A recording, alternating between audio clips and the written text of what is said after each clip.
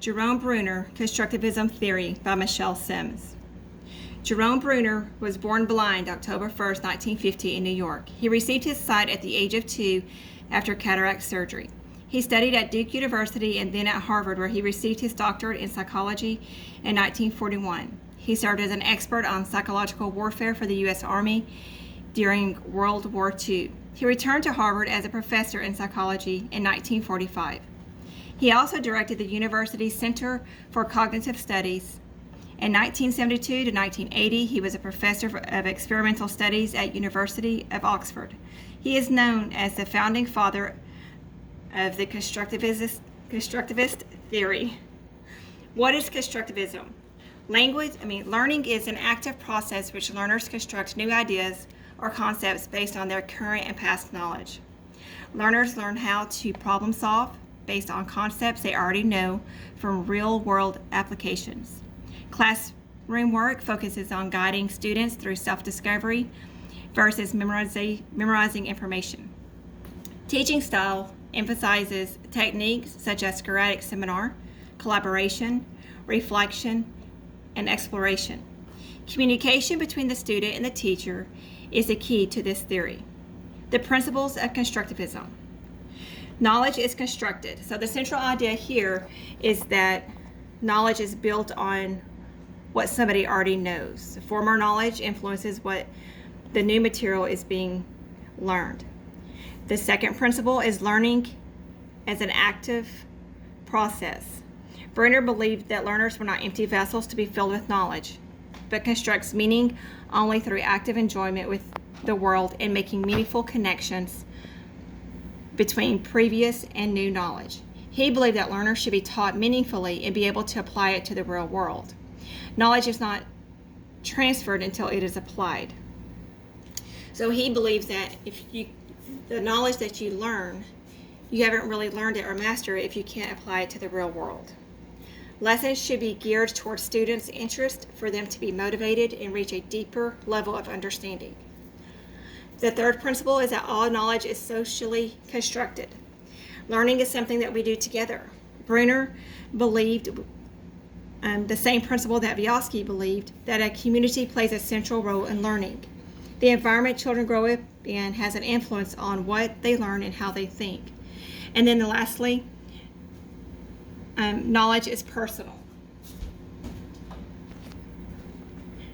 Each learner has their own point of view based on prior and existing knowledge. Knowledge can only exist in the mind and does not have to match the real world reality.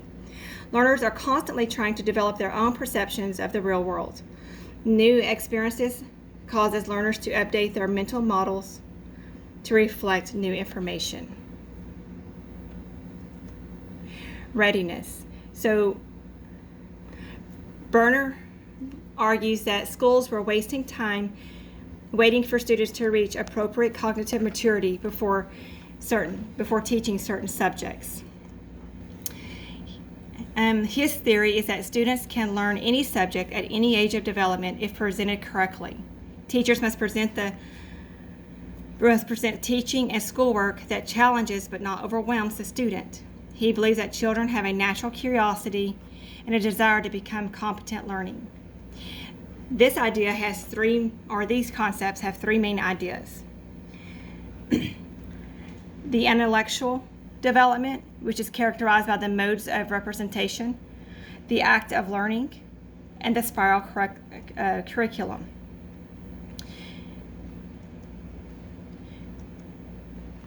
Representation of knowledge, the three learning modes is the inactive, the ionic, and the symbolic.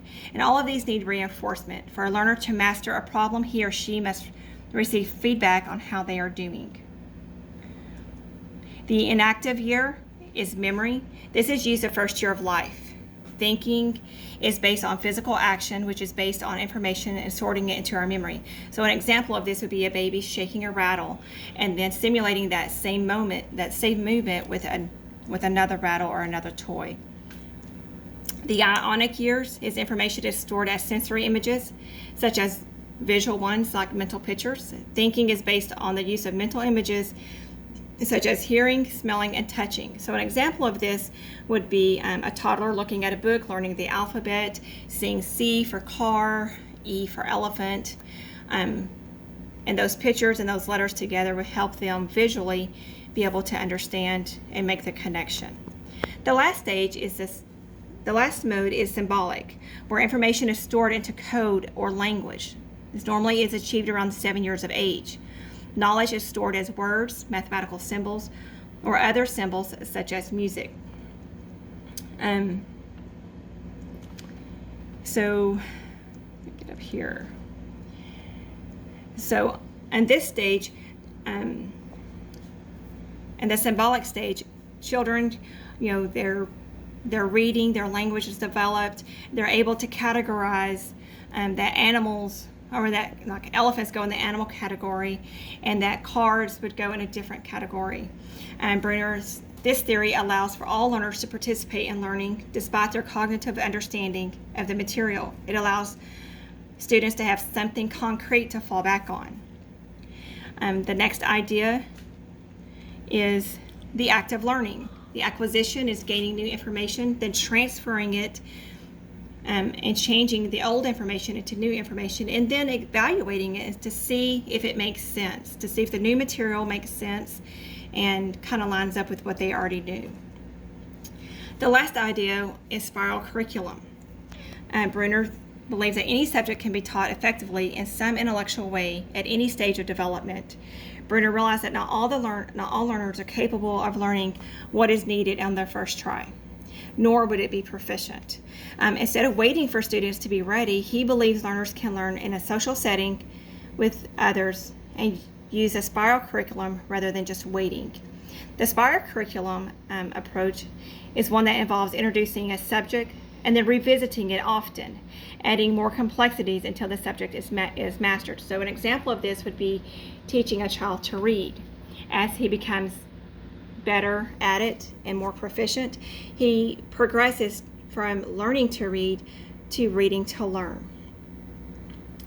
The purpose of education is not to impart information or knowledge, but instead facilitate thinking and problem-solving skills, which can be transferred to a range of different situations in the real world. So Bruner believed that the things that they learn in school and their education, they should be able to learn whenever they are be able to use whenever they are adults.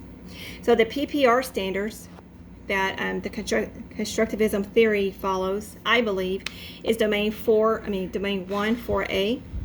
It understands the roles of the learning theory in instructional process and uses instructional strategies and appropriate technologies to facilitate student learning. So example would be connecting new information and ideas to prior knowledge, making learning meaningful and relevant to students. So the whole idea behind constructivism, it encourages adding new knowledge to prior knowledge and making learning personal and meaningful, which makes constructivism parallel to this standard.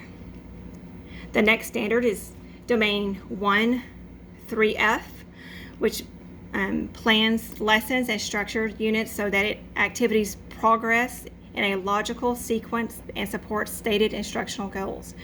So using the spiral curriculum supports this standard. The teacher plans lessons and activities that gradually progress in logical sequence and gradually gets more and more difficult until it's finally mastered. The third PPR standard that it supports is domain 1, 4K. It understands the importance of self-directed learning and plans instructions and assessment that promote students' motivation and their sense of ownership of responsibility for their learning. So with the constructivism theory, Bruner promotes taking responsibility for their learning taking responsibility for their learning and being self-motivated. And then the last PPR standard that I chose was domain 2B. It establishes a classroom climate that emphasizes collaboration and supportive interaction, respects for diversity, individual differences, and active engagement in learning by all students. So The Constructivism theory supports this standard because of the interaction. Bruner and Vygotsky both believed that socially learning together creates a better learning environment.